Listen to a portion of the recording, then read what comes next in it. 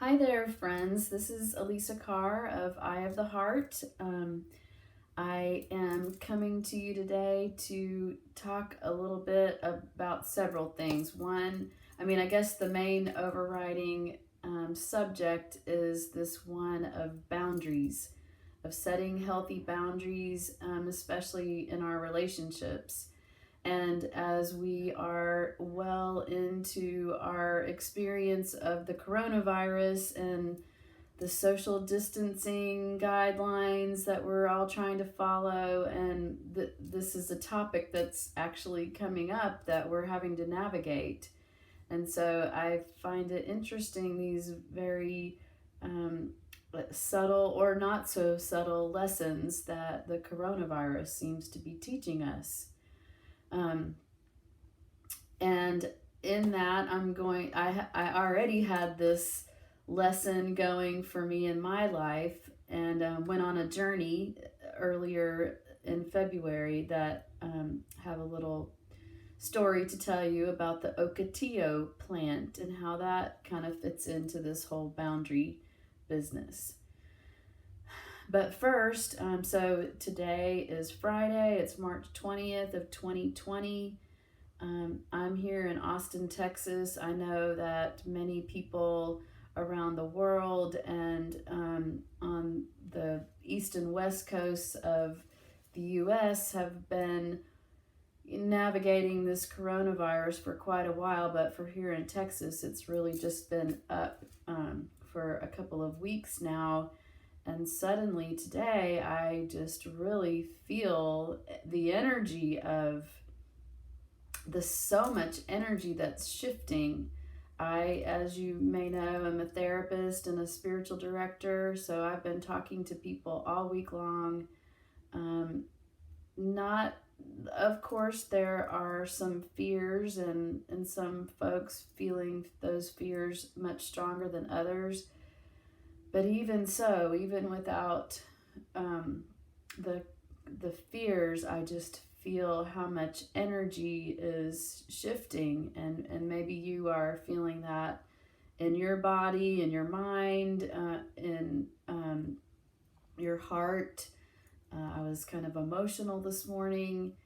What I feel like is helpful to me is getting outside. I built a fire last night in my fire pit and just kind of trying to have a container for what's going on. And there's scary things about it, there's exciting things about it, not about the virus itself, but about these things that it's showing us about the way we live our lives.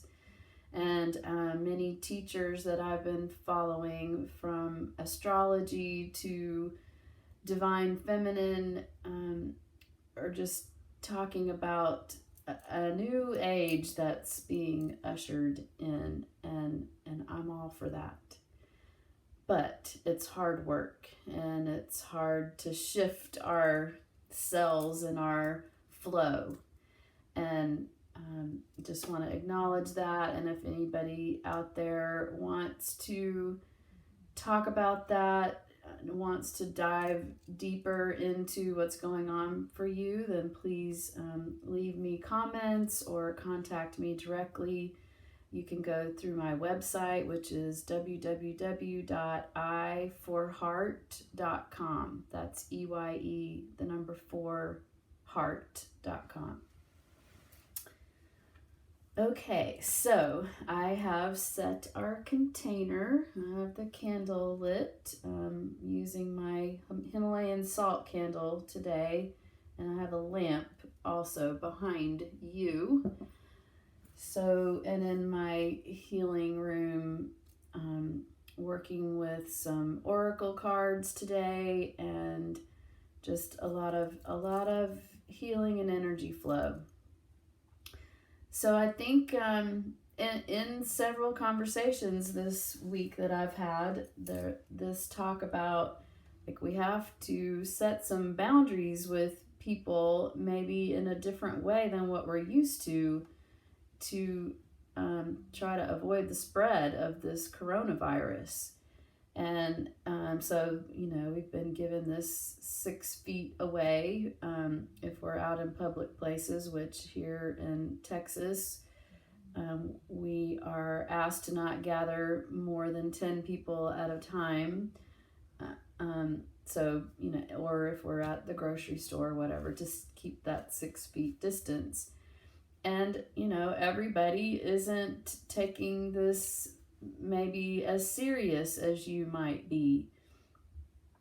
Or maybe you are one of the ones that isn't really taking things so seriously, but the people around you are wanting those kinds of boundaries. So what do we do when we run into someone who's not having the same boundaries as us? And so there are those parts that jump up, like maybe there's one that's super protective and is doesn't really care how it comes across. It's going to be really strong and say, keep your distance. I don't want you around here, or I don't want you this close. Whereas maybe another part of you is concerned with hurting someone's feelings, or maintaining a relationship, not wanting to have a fight or an argument. And maybe there's some situations that are more volatile, even that you're not really sure what will happen if you are firm with your boundaries, or where that's going to take the relationship or the circumstance. So I'm encouraging all of us just to pay attention to what comes up inside of us, and you're going to try to do the thing that feels best and right and healthy for you. I'm talking physically here. But if you'll notice what comes up in you, you'll probably see a pattern that you have in how you set boundaries, just in other ways that might not feel so dire circumstances, or maybe they are. So how do we say, no, I don't agree with that, or no, I don't want to participate in that, or when you think you might hurt someone's feelings if you say really how you feel about something, or what you want or what you don't want. Maybe we find ourselves going along with requests made by people that we love. Maybe we're afraid of losing a relationship if we don't do what the other person wants, even though maybe that's not what we want. So all just things to think about. Anytime we have a big situation like this, or family crises, or deaths in the family, we can just watch the dynamics that happen, and they're going to tell us something about ourselves. And if there was ever a time that's calling for us to go within and see ourselves and rise up our consciousness, using this opportunity to rise up our consciousness, know ourselves more completely, this is it. And so just one little thing to check in with yourself about. And so even before I was having these conversations this week, this idea of setting boundaries, healthy relationships has definitely been on my mind. And I just wanted to tell you this story. So in February, which was about 6 weeks ago now, I set out on a journey. I went to a intensive retreat in Hemet, California, and I'm in Austin. So this is a 19 hour travel. Well, I ended up driving because I wanted to go camping. So I have been in a big transition in my life. A really, really important relationship to me ended. I have been quite heartbroken, and this was a pilgrimage, and it was a healing experience, and I intended it to be that. and I took the opportunity to just take charge of going and doing something that I wanted to do, which was camping. So I've had this brewing on my mind for a couple of months before February, and I am very involved with doing tarot card readings and oracle card readings. And so at the beginning of the year, I did this reading and I drew several cards that were desert scenes, and just seemed to affirm my desire that I wanted to go west. I love New Mexico. I've been wanting to go to Arizona, and here these cards are scenes from that part of the country. And one of them was this particular deck. I've shared it before, the Herbcrafter's Tarot. It uses plants and herbs for all the different cards. So this particular card is the Ocotillo card. And in the traditional tarot, that would be the Knight of Cups, the water card. So in this deck, it's called the Adelita of Water.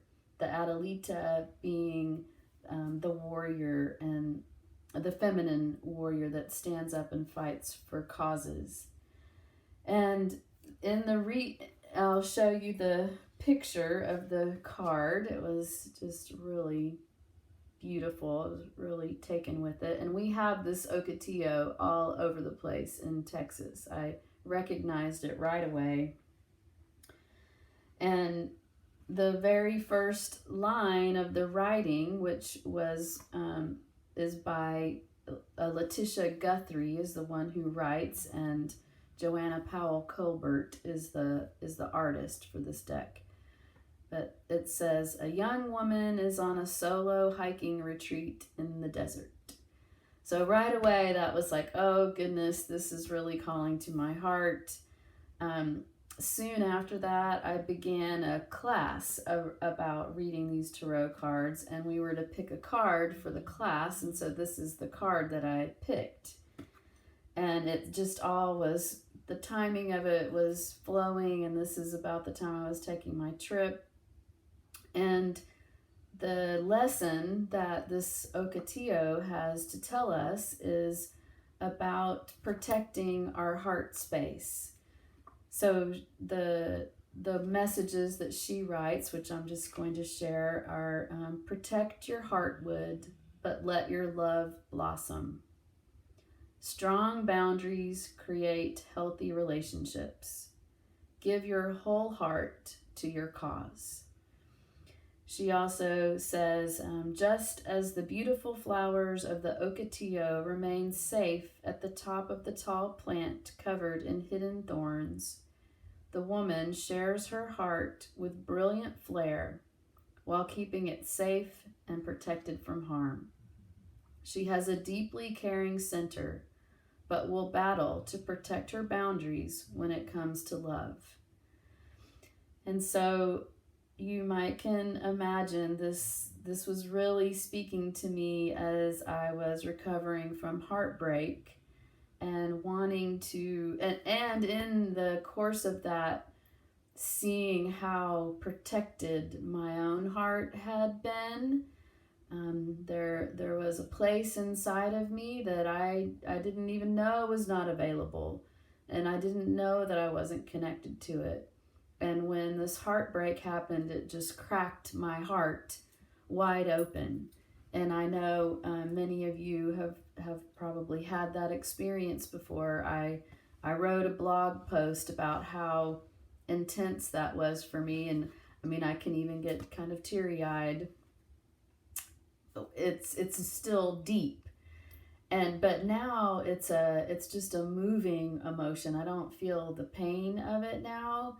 It's incredible to me that at 52, after 25 plus years of doing this inner work, that all of a sudden there's this other layer that gets exposed, and I see how my heart has been guarded,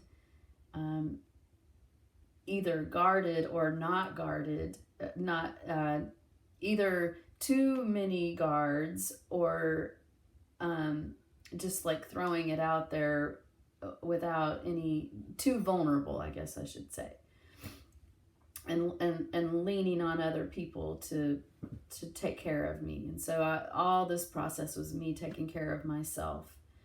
And but yeah, wanting to walk in that energy of having an open heart, loving like no one's business, and having protection, discernment,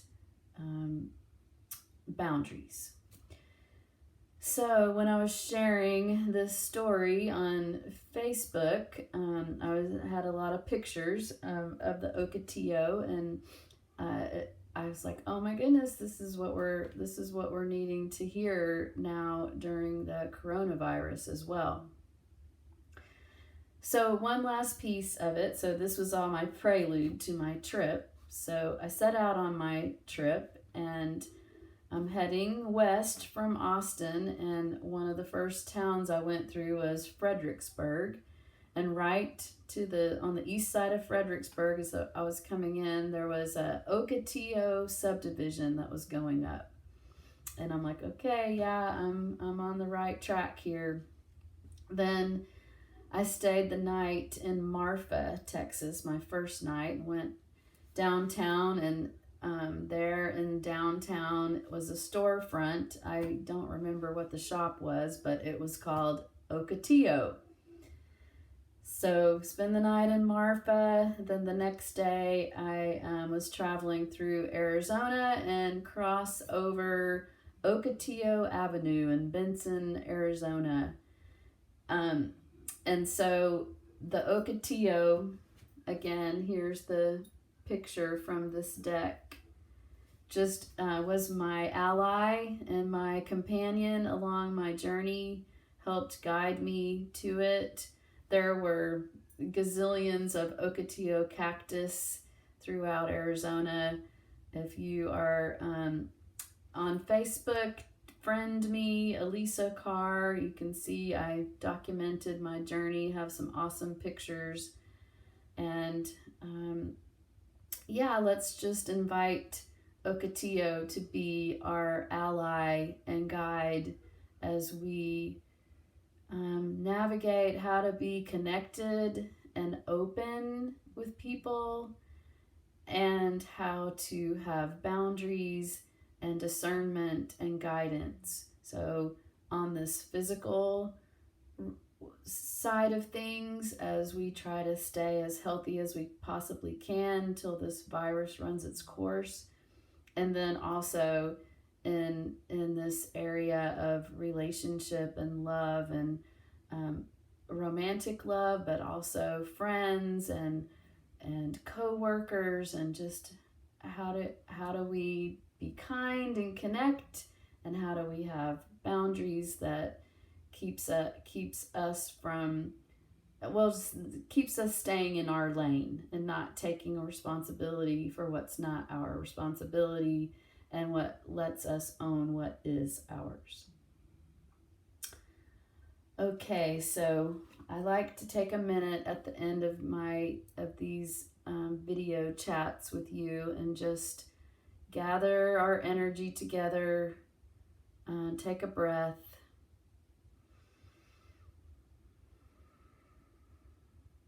and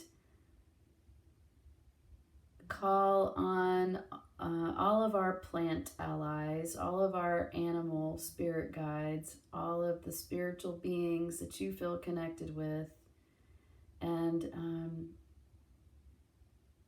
ask for guidance, protection, comfort, strength, perseverance.